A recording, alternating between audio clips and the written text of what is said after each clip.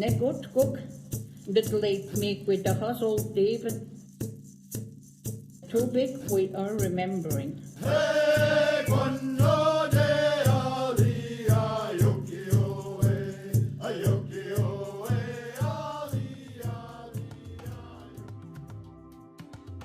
Nildali was Justine Tremblay, Neqotkuk N'Tetli. My name is Justine Tremblay. I'm from Tovik, but I live in Fredericton.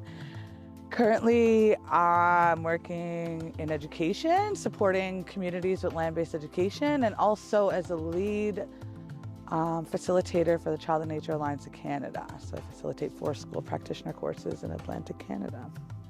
What is on-the-land training? So there's a difference between on-the-land training and on-the-land education, but I think the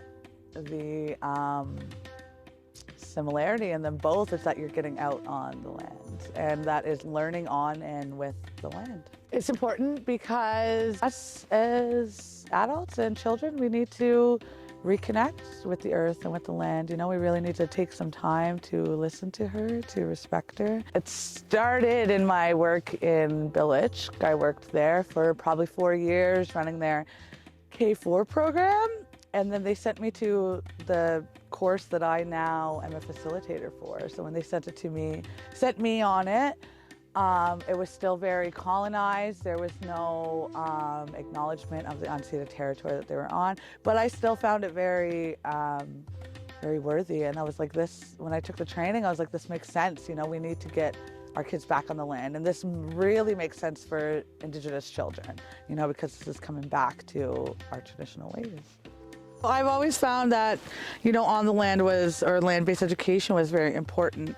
And so after I got my training, I was like, you know, the last thing I feel like I would need to feel successful professionally would be like a language course. So then I took the Balancing Immersion program. And then, you know, once you learn the language, it kind of like, well, I say once you get on the land, when you're on the land, it brings the language and it brings the ceremony and the culture. So it was the same thing with that, you know, with like when we were learning the language, we did a lot of things on the land, a lot of things that our ancestors would have done. I did learn things that are important, like how you teach kids about fire safety and tool safety, you know, because these are like life skills that children need to learn. And now when I took the course, and then you fast forward to now that I'm a lead facilitator with this organization, I've been really finding ways to, how do I, you know, decolonize the space? How do I go in there, you know, with my Indigenous traditional knowledge, and, you know, how do I take up space, and how do I take this beautiful facilitation guide that they created, but also indigenize it? Just coming in there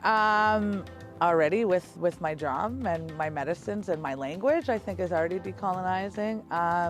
Creating the space and allowing the space for Indigenous participants to feel seen and heard, giving them the opportunities to tell their story if they want to, and also making non-Indigenous participants realize that, you know, it's not our fault, and you need to not stop putting like your shame and your guilt of what your ancestors did on us. Like, that's something you need to work on your own. So a big part of it I do is I challenge them, you need to look at the TRC, you need to look at the Truth and Reconciliation calls to action, and you need to pick a few, and like, how are you gonna incorporate those in your work, and specifically land-based education work?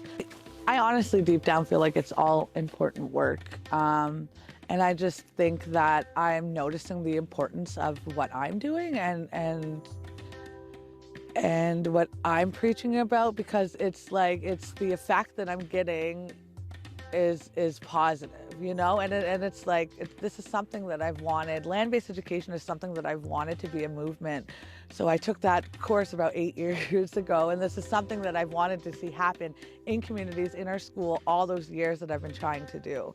So, you know, I've just started a new position, and within this position, to be able to label myself as a land-based educator and support Indigenous holistic way communities with land-based education is like just reminding me that, like, yes, this work is important and it needs to be done. Because, you know, I join communities, you know, and when they get out on the land and you know, just to see them and then debriefing with them after, the teachers, and then just being like, you know, wow, I enjoyed that. Like, I never, you know, had a moment or a time on the land where I didn't feel like it was beneficial, or I didn't feel like, yeah, it was just like a waste of time. It's never a waste of time. It's all beneficial. It's important to, I guess, incorporate or start doing land-based education at an early age, because it will help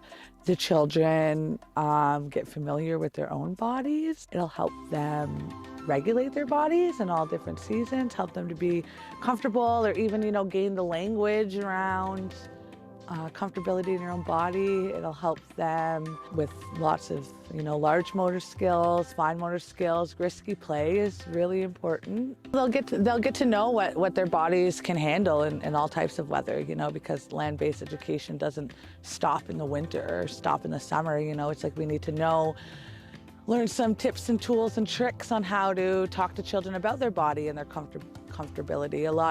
One thing that I do that I learned from the late Ken Paul in Belitch was the thermometer. So you check in with kids. If you're thumb up, then you're good. If you're here, then you're so-so. And if you're down, then what can we do to help you get you back up to here? A typical, if we're looking more at school-age children, it would start in the fall time, and as we know as Indigenous people, as the seasons change, then the landscape of the earth or the trees or then all the plants and everything will change. So fall time is beautiful, because you got all the leaves changing and they're falling. And then winter is one that can be a little bit more tricky. I found with trying to stress the importance of land-based education. A lot of centers or communities that I work with, winter, they have a hard time with their staff because, winter it's cold and nobody likes to be uncomfortable. And I think that's the thing that a lot of educators and teachers struggle with is uncomfortability, and they don't want to be uncomfortable. So, I've been trying to just show that, you don't need to buy the top-notch gear to be outside. You don't need to go out and buy. It's just all about layering and having extra, and again, checking in with yourself and seeing how that looks. So winter would be the most challenging one and the longest for us here. It's about 6 months of the year. Springtime, you have things like, the rivers are flowing a little bit quicker. In one of my outdoor classrooms, I had a brook, and it would be pose a lot more of a risk in the spring because the river is flowing the brook is flowing so rapidly and very big. And summertime, I haven't done a lot of land-based summertime programming. I have done like some language camps and stuff like that. And again, it's just being aware of your body and checking in with yourself and with your kids and seeing what you need. In the summer it can be very hot, so you want to stay hydrated but not get too overhydrated. Make sure you have some sage, always sage, some shade, so maybe like a water source. Yeah. A lot of the things with land-based education is that, it's child-led, just like in early childhood education. You go based off of the general child's interest, or you just go along with like something that they discover. So really, it's like you're building, your ideas, your lessons off of the general child's interest. But with school age, it's a little bit more difficult because, you do have curriculum outcomes that you need to meet. But what I always try to stress to teachers too, because I've done a lot of work with teachers, is that, those goals and those outcomes are going to get met either way, like whether you're directly instructing it or if it's a child-led activity or experience. I think either way that, those goals and outcomes will be met, because you get a child on the land and you it's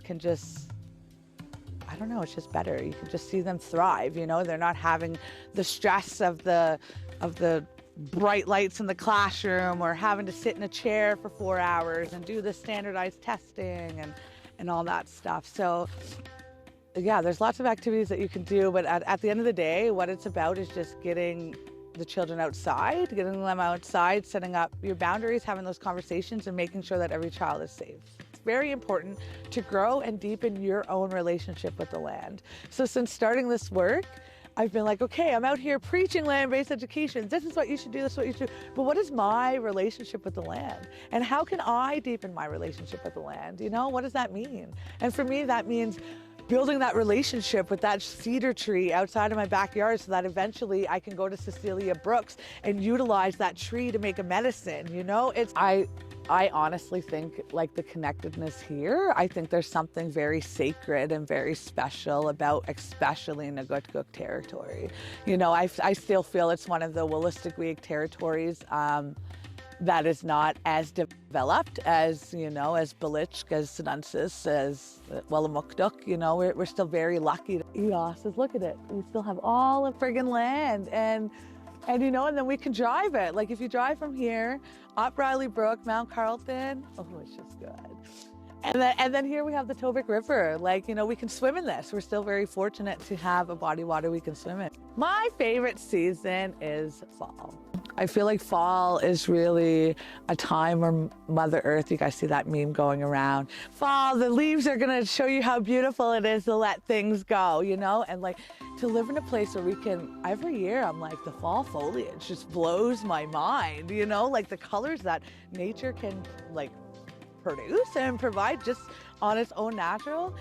And like, to be fair, I like them all, and I feel like you kind of have to like them all because, you know, we live in a place, winter can be a little bit more tough, you know, but I think that season is the most important for us to get out because that is when, you know, we're the hardest and darkest with our mental health. You know, it's dark so long and it's cold and all that. So I think winter is the most important to get out, but fall is probably my favorite season.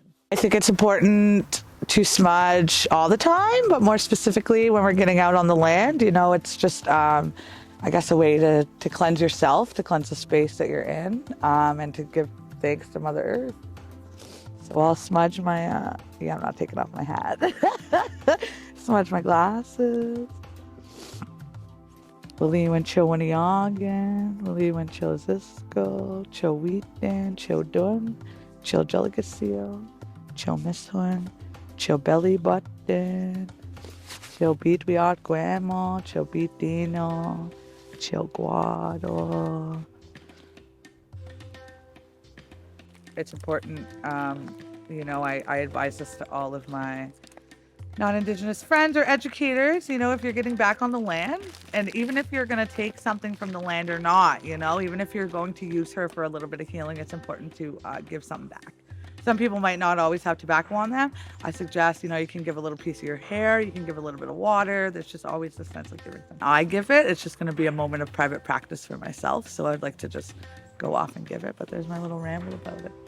And my dream, my hope is that every single especially Indigenous daycare, Indigenous school, any place that is for land-based education to just be a part of the curriculum. Because when we're coming back to that land, then like I've said before, it's bringing our language. You can't get out on the land without speaking the language, without bringing the ceremonies, you know. So I'm just excited for more people to recognize that land-based education is important. It can be easily done. You don't need millions of dollars, and you just got to start just by getting outside. Period. Just get outside. It's just as important as it is as you know, people like us speaking our language. I don't hear anybody La West Wolastoqiyik Letaway Wagon, you know, and we need people to start giving a crap, you know. We need people to actually realizing that, you know, after so many years of colonization, we're still here, you know, we're still here. We still have so much beautiful land, especially right here in the Neqotkuk territory. We still have speakers. We still have, you know, the language and resources available. We still have knowledge keepers on the land, but they're not going to be here forever. So if we don't start doing this work now, and enough youth and young adults actually start caring, then I don't know, it's scary to think what could happen to us as Wolastoqiyik. Just get outside, just get on the land, whether that be for yourself, for your dog, for your kid, you know, like just get outside. And I tell my friends this all the time, you know, if you're going through a hard time, I promise you Mother Earth can handle it. You go and you sit and you take a minute and you give an offering to her and give her, you know, we've made those tobacco ties before, and we know that we need to give them and leave them when we, you know, when we feel like we need that little extra help. So don't be afraid to ask her for help, but you also need to give something back, and you need to actually, go and spend time on her and learn about her and utilize her for everything she has to offer.